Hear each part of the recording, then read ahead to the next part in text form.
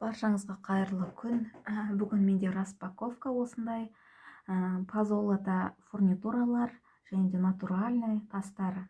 Жемчуг, мына жерде перламутр, мынау да перламутр и цептер позолота. Енді осындай ақ натуральный жемчугтар. Мынаның барлығы 5-6 размердегі жемчугтар. Жемчугтардың осындай түрлері де болады. Такой коричневый түсі, розовый, әртүрлі темный түстерде болады.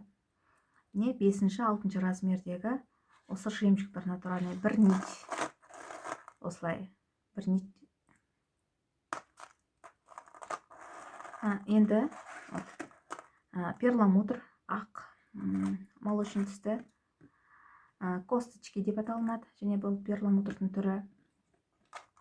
Және осындай тағы да перламутр, бұл этот как дөңгелек тәрізді осындай,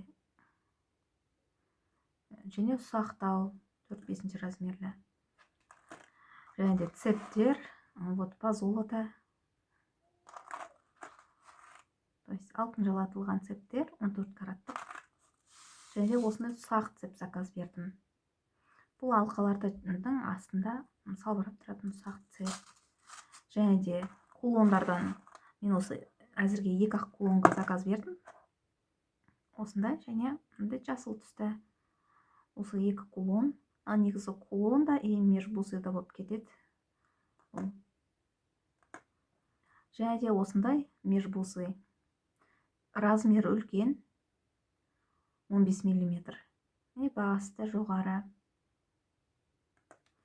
Және де осыларда кулондар, ұсақ кулондар. Бұны мен осы набор қылып сырғаға деп таңдағаным. Осындай. Және де 9 застежкалар. Осындай клевер. Және де перламутрмен 9 застежкалар заказ бердім. Және де застежка с удлинителем. Және де ұсақ түйекті крем плантач. Және де протектор. Осындай.